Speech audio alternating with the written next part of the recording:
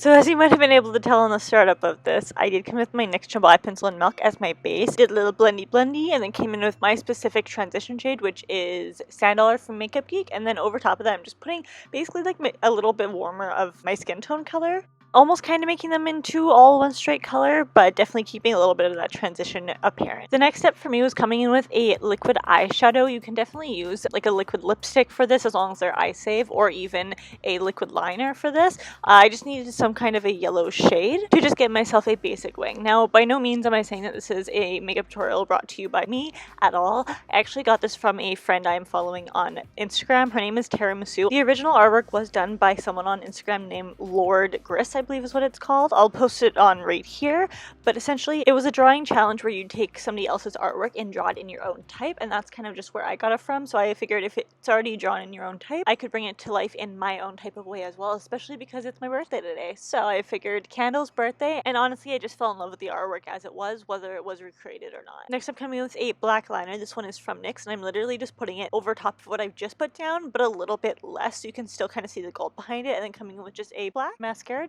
Referencing either drawing, the girl does have maybe off orange yellow hair or off yellow orange hair, and I definitely didn't, so I put on one of my wigs and then I continued on into the actual headpiece. Now to make the headpiece, oh boy, this took a while. Are you ready? For this process, I'm starting off by making basically like a makeshift bald cap, and that's just going to be made by putting a wig cap over my head and then lining that all around with plastic wrap. This is literally the stuff that you just put on food, and I'm putting that all the way around until I've got a pretty nice wrap to my head.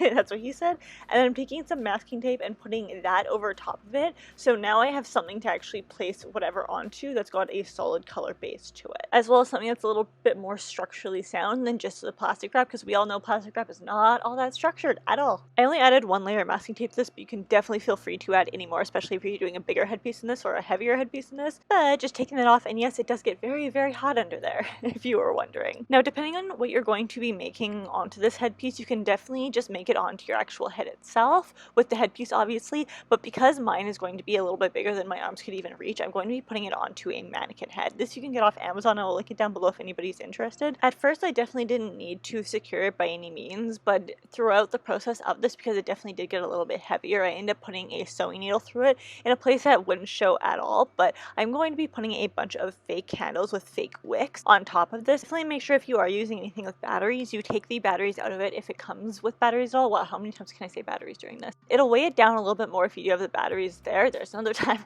But also, you can definitely save them for later, another project. And again, it makes them a little bit lighter. Just as an easy part of this project, I'm going to be using hot glue to glue everything down, as well as make some faux wax strips. That sounds like wax strips, but it's not wax strips, it's wax strips, because it is very, very pliable and easy to manipulate, because all it's going to be doing is melting itself once you add the hot glue gun back onto it. I'm going to be using tin foil or aluminum foil to push these up a little bit more so they look like they're taller candles, because I didn't want to get too many, like too much of an assortment of them. I just wanted to get the two basic kinds.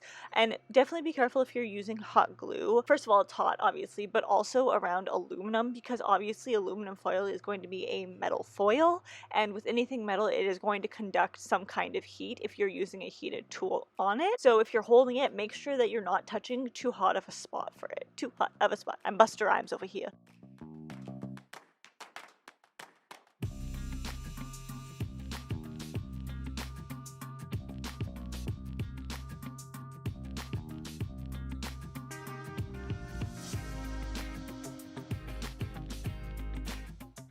So as I said, I have been making layers out of the tin foil, so no one fake candle is going to be in the same placement as another one.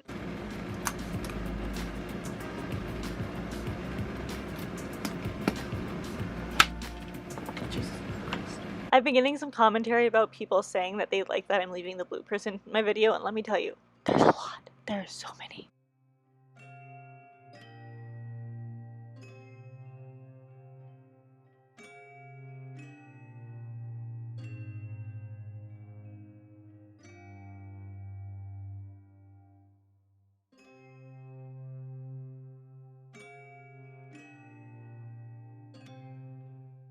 Now that I've glued every piece on to where I want it to go, I'm going to start making these faux wax strips, and literally I'm just doing this with the same glue gun, the same glue, everything.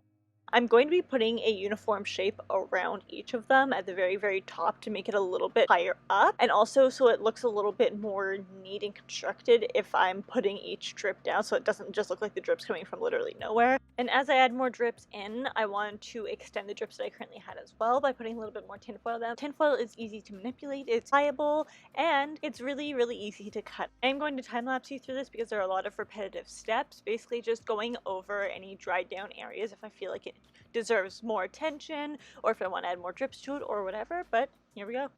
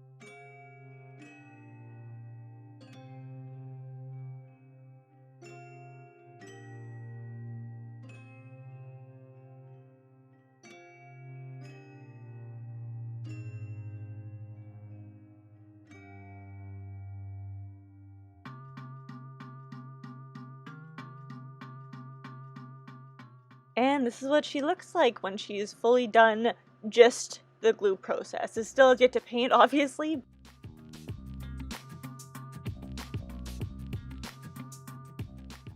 And remove some of the hot glue spiderwebs. If you know, you know. Because it is super unnecessary to paint the entire thing right now, and also, you know, just a waste of paint, I'm going to be cutting it down a little bit around the back of the head, and around the front I'm just going to be shaping it a little bit more towards what the actual shape of the end is going to look like, rather than just having a big blobby mess of tape.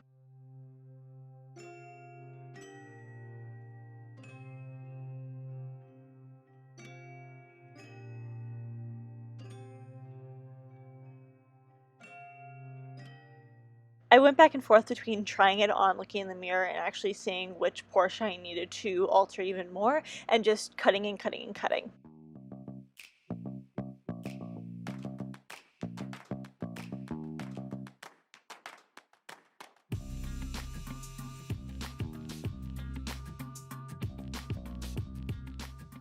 This is now the point that I was talking about that you should probably put a pin in it, because otherwise, well... Jesus Christ, okay. Whew. There's our pin, the saving grace. This is where the paint job comes in, and again, I'm going to be time-lapsing it because it's very, very repetitive. I am just going through and coloring it all black. Every single portion of it I'm coloring with different brushes, but all the same black. Until we get to the next portion, enjoy the time-lapse.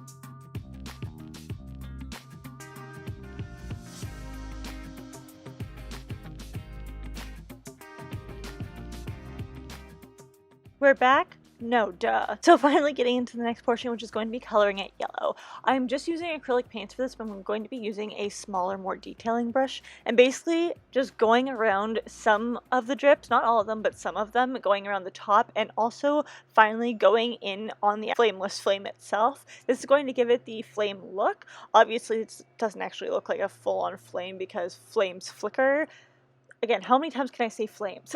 When I was mapping this out, I could not for the life of me find a way to make it so I could actually keep the batteries in each of them and have them flicker and still make up the headpiece. I even contemplated having real candles and lighting them above my head, but you should definitely not do that because that can be entirely scary and very, very dangerous to do.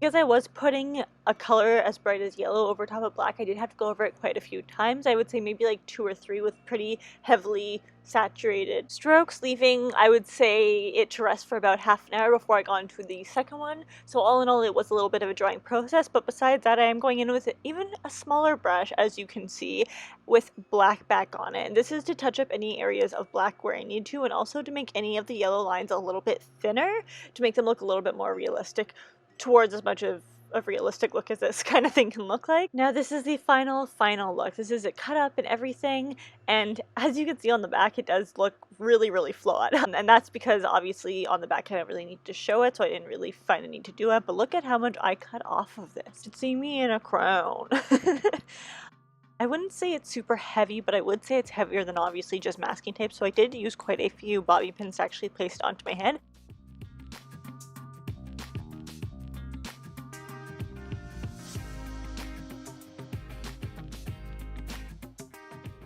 Once I did have it secured onto my head, I came in with some black lipstick. This is Zero from Sugar, and which is the most least as for the drips coming down. I definitely didn't have to add these to be as on par with the picture as possible, but I definitely wanted to, with literally just some black water activated paints, and I just took it on a small brush and basically matched my hands up to where I wanted the rest to fall down, because I do have some black drips coming down with the hot glue.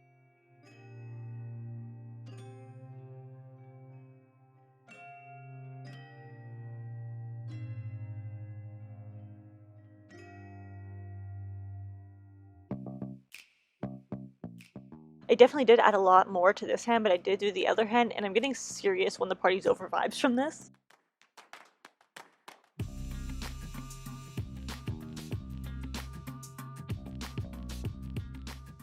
I hope you guys enjoyed this video, and happy birthday to me!